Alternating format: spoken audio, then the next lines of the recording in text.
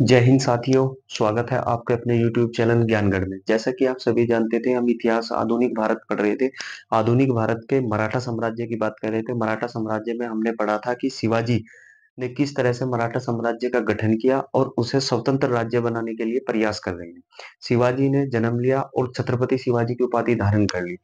इसी तरह से अब हम आगे की चर्चा करेंगे कि किस तरह से मराठा साम्राज्य का जो प्रशासन है उसकी प्रशासन की क्या व्यवस्था थी और किस तरह से मराठा साम्राज्य दक्षिण में एक स्वतंत्र साम्राज्य के रूप में उभरा। जी हाँ, हम साम्राज्य की बात कर रहे थे। तो जो शिवाजी का जो साम्राज्य था वो पूरा का पूरा दो भागों में बटा हुआ था। दो भागों में कैसे? सबसे पहले था स्वराज। स्वराज का मतलब है कि वो क्षेत्र जिस पे वे स्वयं राज करते थे, स्वयं उस पर कानून बनाते थे, स्वयं उससे टैक्स वसूल करते थे, तो उस क्षेत्रों को आ गया स्वराज।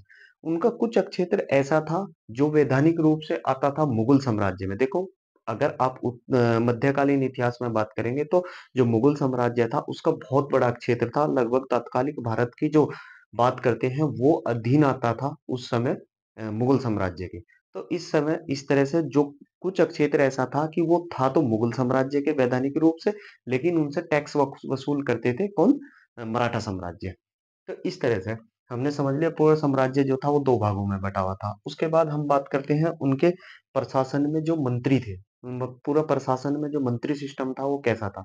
उनके प्रशासन में जो मंत्री थे वे अष्ट प्रधान मंत्री थे। यानी कि अष्ट प्रधान का मतलब आठ मंत्रियों में पूरे प्रशासन को आठ मंत्रियों के अंतर्गत रखा गया था, जिसमें सबसे पहले थे पेशवा। पेशवा जो कि आज के प्राइम मिनिस्टर जिसे आप देख सकते हैं वो थे पेशवा। और दूसरे नंबर पर आता है अमात्य। अमात्य यानी कि पंत या वह मुजमदार भी उन्हें बोला जाता था, जो कि अ, वित्त का कार्य देखते थे, जिसे फाइनेंस मिनिस्टर कहा जाता था। फिर थे वाक्यानवीस। वाक्यानवीस थे गृह मंत्रालय, जैसा जो आज के समय में गृह मंत्री, होम मिनिस्ट्री जिसे हम बोलते हैं, उस समय उन जो होम मिनिस्ट्री का यानी कि जो गृह मंत्रालय का कार्य थे वो देखते थे वाक्यानवीस। उसके बाद है सुमंत। सुमंत बोला जाता था विदेश मंत्री को। विदेश मंत्री को सुमंत बोला जाता था मराठा साम्राज्य में। फिर सचिव या चिटनीस। आपको पता होगा कि जो आईएएस की परीक्षा पास करते हैं वो आगे चल के विभागों में सचिव बनते हैं।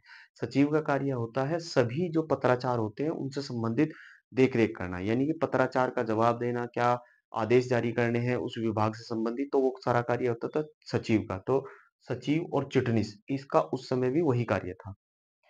उसके बाद सेनापति। सेनापति को बोला जाता सर ए नौबात। सेनापति तो आप जानते हैं, जो सेना का प्रमुख जो सेना का नेतृत्व करता था उसे सेनापति बोला जाता था, और उसे सर ए नौबात भी बोला जाता था।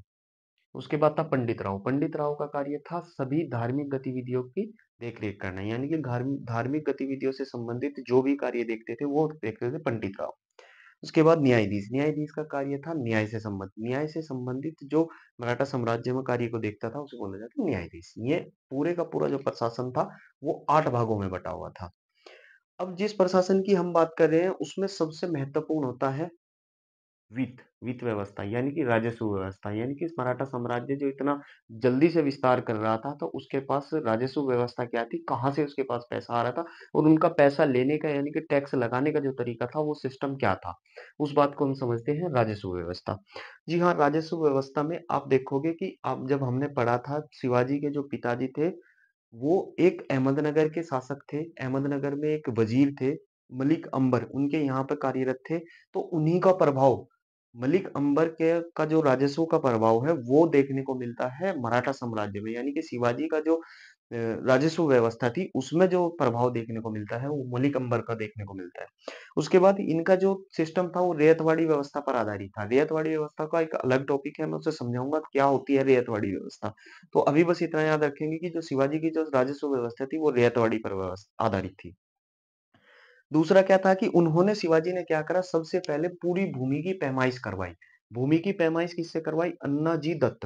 अन्नाजी दत्त एक व्यक्ति थे, उससे पूरी भूमि की पैमाइश करवाई, और जो पैमाइश का आधार बनाया वो था जरीब। जरीब को उन्होंने पैमाइश का आधार बनाया, जिसे गाठा भी बोलते हैं। यानी कि उससे पूरी भूमि को पैमाइश करवाई पहले। और जो लगान जो लेते थे वो उत्पादन के आधार पर लेते थे, यानी कि जितना उत्पादन होगा उसी के आधार पर लगान वसूल किया जाता था। और जो लगान वसूल किया जाता था वो किया जाता था 33% से लेकर 40% तक। यानी कि शिवाजी का जो राजस्व व्यवस्था थी उसमें जो टैक्स लगता था वो 33% से लेकर 40% तक हम टैक्स वसूल करवाते थे। टैक्स जो था वो 2 तरीके से लिया जाता था, एक था चोत और एक था सरदेशमुखी। सरदेशमुखी जो उनका अपना प्रदेश होता था उससे लेते थे, जो कि 10% था। यानी कि अपने प्रदेश में, अपने साम्राज्य में जो वो सेवाएँ प्रदान करते थे, जो सुरक्षा प्रदान करते थे, उसके बदले में वहाँ के जो नागरिक थे उनसे 10% टैक्स वसूल करते थे, उसे सरदेशमुखी कहा जाता है। चोत होता था जो मराठा साम्राज्य ने जो क्षेत्र जीत लिया, जो क्षेत्र जीत लिया, लेकिन वहां पे जो शासन कर रहे हैं वो जो राजा विजित करा वही कर रहा है, उससे वो टैक्स वसूल करते थे, उसे कहा जाता था चोट। यानी कि या तो उसे सैनिक सुरक्षा प्रदान करते थे, या फिर विजित जो क्षेत्र होते थे उनसे जो टैक्स वसूला जाता था उसे चोट कहा जाता था। यानी कि दो तरह के टैक्स थे, एक चोट और एक सरदेशमुखी। उसके बाद मैं बात करता हूँ पूरा राज्य। जो मराठा साम्राज्य का जो पूरा प्रांत था, वो वो जो पूरा का पूरा राज्य था वो 4 प्रांतों में बटा हुआ था, जो कि उत्तरी प्रांत, दक्षिणी प्रांत, दक्षिण पूर्वी प्रांत और दक्षिण पश्चिमी प्रांत। यानी कि पूरा का पूरा जो राज्य था वो 4 प्रांतों में बाँट रखा था। अब प्रांत जो आगे बटे हुए थे, वो कैसे बटे हुए थे वो समझिए। जैसे आज के समय में आप देखते हैं गाँव, उसी समय भी पहले होते थे गाँव। सबसे जो निचली कड़ी होती थी वो थी गाँव। गाँव के बाद आप क्या देखते थे? कस्बा।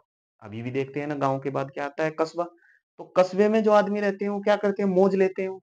तो इसलिए उस समय जो आदमी कस्बे में रहते थे, तो कस्बे को जो नाम दिया गया वो दिया गया मौजो। कस्बे को क्या नाम दिया गया? मौजो। एक छोटी सी ट्रिक बता रहा हूँ मैं, ये याद करनी है। गाँव के बाद क्या आया? मौजो। मोजो यानी कि कस्बे के बाद क्या आता है? शहर। शहरों की होती है तारीफ। आपने देखा होगा जो जिस शहर में रहता है वो उसकी तारीफ करता है कि हाँ भाई, मुजफ्फरनगर ऐसा शहर है, बागपत ऐसा शहर है, मेरठ ऐसा शहर है।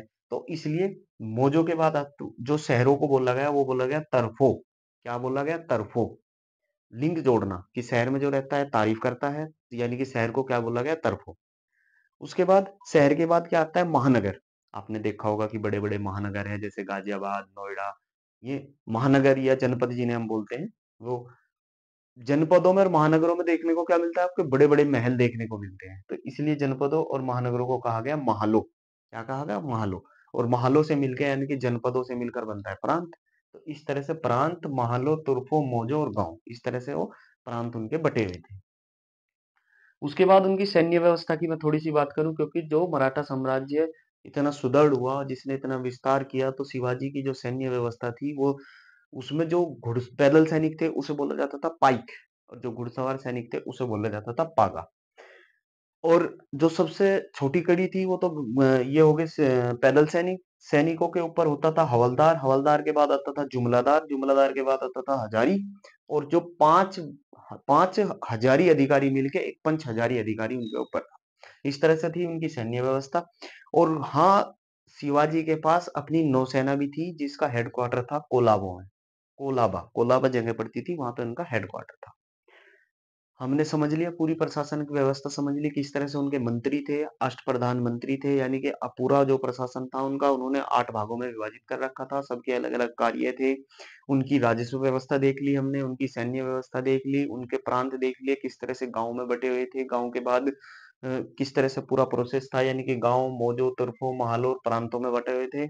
और उन्होंने 2 महत्वपूर्ण काम और करे, एक तो जागीर प्रथा, जो कि अब से पहले जितने भी साम्राज्य हुए वो बहुत प्रचलन में थी। जागीर प्रथा, जागीर प्रथा भी मैं आपको बताऊंगा। जागीर प्रथा इन्होंने खत्म कर दी थी, और इन्होंने सभी अपने अधिकारी और कर्मचारियों को नगद वेतन दिया।